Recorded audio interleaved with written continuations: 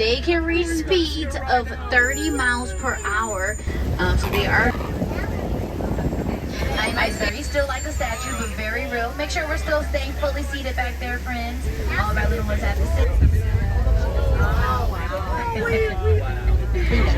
You'll see this one munching up ahead. They do like to chew on the harder parts of the grass sometimes, like grass shoots. Well, that's going to trim. Just make sure we're still sitting down for me, friends. Jumbo, y'all, my name is Taylor from New Orleans, Louisiana. All right, now this first area is the Little Atarian Forest, home to many animals that are really good at camouflaging. So make sure you're looking all around you and have your cameras already on the mode you want, because I can only stop for a few seconds and only for a few animals, so be prepared. Look to your right and you're gonna see the okapi hanging out over here. You'll see those beautiful zebra-like stripes and the perfect complexion that helps them to blend in around the area. If you look right in front of their ears, they have these small little things sticking out, ossicones, just like giraffes do. So that's going to be their only known relative, the giraffe. In fact, their tongues are so long they can whip them around to lick their own eyeballs and ears to clean them out. Neat party trick. Alrighty. Neat party trick. Now they do have a short and oily fur. For those of us who don't know, oil does not mix with water, so it's a perfect personal raincoat for them to make that water drip off of their bodies and keep them dry. Alright, let's keep an eye out. There's a lot of trees knocked over on that left-hand side. Could be something larger in the area.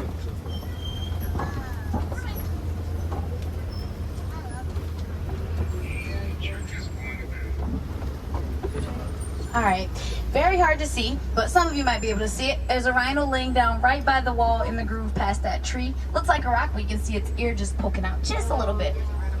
They do camouflage really good with those rocks. Where? Oh yeah. Now, those rhinos can weigh up to about 3,000 pounds. They do like to live alone, which is why we can only look for one. But they can still run about 30 miles per hour. They are pretty fast rhinos. Now, we didn't get to see it perfectly, but they do have also a triangular shaped lip. There's another one moving by the wall back there. His backside. Oh, that. But at a better view, look ahead on this left-hand side. It's going to be some bongos as we go down the hill, that rust-colored antelope.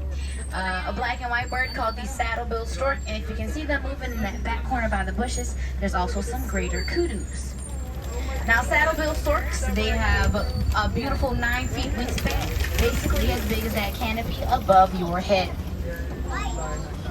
We saw the female closest to us. She had those bright golden yellow eyes. Males have brown eyes with yellow wattles under their bills. Alright, next up, Safi River, where we'll try to find some animals that live near the water. But you'll notice we're driving through a dried up part of the river. That's going to be a very good reminder to conserve water at home. For starters, if you didn't know, every single time you use AI, use up an entire bottle of water at least, and sometimes more. So try your best to minimize your usage and spread the word to others. On the right hand side, you'll see the pink-back pelicans. They are colonial nesters. You can find a lot of them. Make sure we're still sitting down for us. Sit down. You might, spot some hippos in that back corner. They're in a tough spot. We'll try to go around, see if we can find a few more. As soon as we get this little duck out of our way. Okay. These guys. They're not native to Africa, so we're not going to talk much about them. But pink-backed pelicans, some people think that they store food in their pouches. However, if they scoop up fish in the water, they'll drain that water out and then swallow the fish whole. They don't really store things there. During mating season, their yellow pouches actually turn pink, just like the coloring on their backs and under their wings makes them look like they're blushing. Keep an eye out. We'll see if we can find more hippos. They weren't in the best spot, but hippos can weigh up as much as a small car, about 5,500 pounds. Yep. So to maintain that weight, they're going to eat about 100 pounds worth of food every single day. Not seeing any more. Let's keep going. But look to your left in the water here. The Nile crocodile is hanging out. It's very still like a statue, but very real. Make sure we're still staying fully seated back there, friends. All of our little ones have to sit down. Thank you. They do have dermal pressure receptors all over their bodies. That's going to help them to sense vibrations in the water, and that's how they know where things are to hunt them.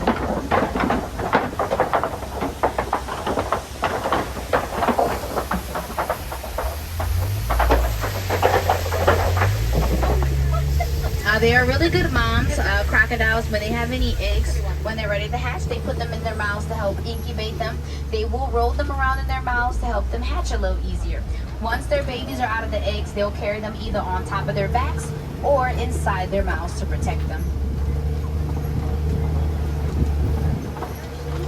All right, next up is the savanna area. In the tree forest, a lot of those animals lived in individuals or small groups, so they have to use their camouflage a lot. Well, here, the animals are much larger groups, and they will help protect each other a lot more along with their camouflage. On the right-hand side is the baobab tree, also known as the upside-down tree. You can tell why, and the tree of life. It gets that name because when it rains a lot, it does save water inside of it. So when it doesn't rain, the tree can hydrate itself and the animals in the area who can munch on the tree to get hydration, so everyone can survive, and they can live up to 2,000 years. So they're a great resource for a long time.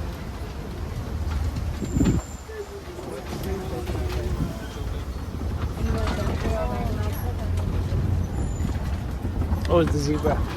Alright, first up, really close to us on the right, don't miss them, you will see the Hartman's mountain zebras.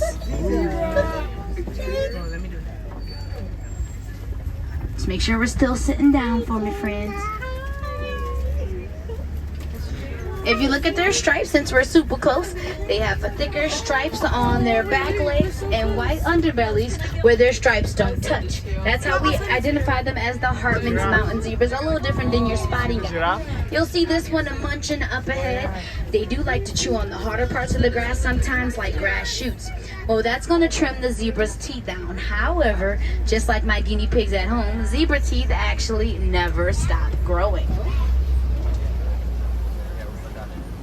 All right, look to your left. They're going to be by the water, so it might be hard for some of us because of these bushes. It's going to be the African painted dogs.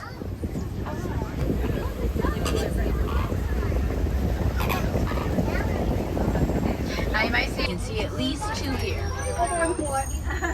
They can reach speeds of 30 miles per hour, so they are just as fast as the black rhino.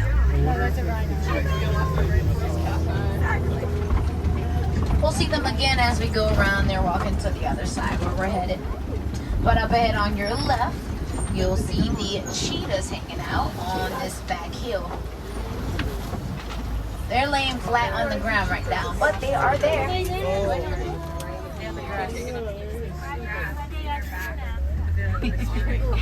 Our cheetahs are the fastest land mammals alive. They can go 0 to 60 miles per hour in 3 seconds. You'll see 3 more over here, 2 there, 1 over in the corner. However, cheetahs can only hold their speed for a couple of hundred yards, but their stamina isn't the best. So if any lions, leopards, or hyenas are around, they hide from them, try to camouflage, or run away from them since they're a little more powerful. Now we've reached the Kobe rocks where we can look out. Yep, definitely see some fur. I'm going to see some lines towards the front of the rocks here. We have to go around though. Just give it a second. Now cheetahs, they don't roar. They purr, chirp, hiss, and growl just like domesticated cats at home do. However, lions, you can hear their roar up to 5 miles away at their loudest. Look to your left, you'll just see them sleeping towards the front here. Lions will sleep for 16. Oh, looks like his sister's awake though. His paw's sticking out.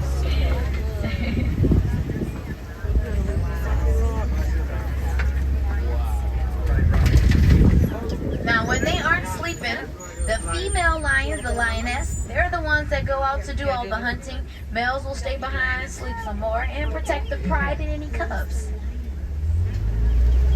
They are crepuscular animals. That's a very fancy word for saying they wake up earlier in the day and later in the day to get a lot more active. Middays when they sleep a lot more. Looks like she was just waking up for a little bit. What are you doing? Licking the rock? Oh, wow.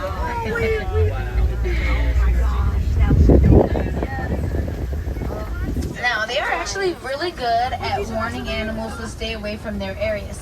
They will scratch on trees and rocks with their claws. They use all their bodily sense to spread around their area, and their dominance roar early in the morning and later in the day to warn them to stay away. Look to your left, you'll see what you know as Pumbaa, some of you, the warthogs. However, those are all females. Their warts are much smaller than the males. They're just hanging out. stick their tails up in the air like an antenna, and they can run at speeds of about 34 miles per hour. They're pretty fast for their little bodies. Oh, perfect timing for you guys. Yep. Now, let's talk about it. There's a special paper that's made out of animal waste. You can go to www.poopoopaper.com to get some. It's great for making grocery lists, drawing on, not great for like homework and assignments and things like that. But that does help minimize tree loss in the areas for those animals to survive a little better. But also, rhinos communicate through their poop. They have actual special message centers called dung middens, where they will all go to poop together, and that'll communicate if they're male or female, if they like hanging out with each other, different things, so they can find each other in their areas. Alright, now we'll see some really cool guys hanging out on the warden's table truck in her area. The Nigerian dwarf goats. They are pretty small, but they are all adults. Their bellies are huge though, and that's because goats have 4 chambers in their stomach, just like cows do, to help digest their meals.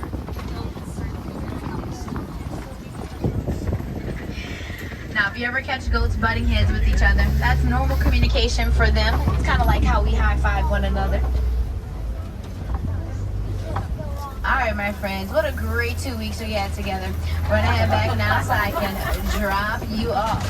Before I let you go, many more ways you can help out these animals. Continue to recycle. You got to empty all the ice, water, and food out before throwing it in the recycle bin though. You can go and change plastic items to reusable ones instead. Go watch movies and read books with each other about animals, such as the new movie Hoppers. Really great movie, 5 out of 5 stars for me. Or buy souvenirs where some of that money will go towards helping out the animals, like the follow bracelets, like the one I'm wearing, a koala named Ocean. You'll pick from the animals that they have available, and they'll send you tracking for a very specific one in the world. However, there's something very free and easy we can all do. Take the things you learn, tell others about it. The more we all know about these animals, the better we can help them out. And in the long run, it actually helps us out as it helps us to survive just as much as them. Alrighty, don't forget anything, y'all. Make sure you grab everything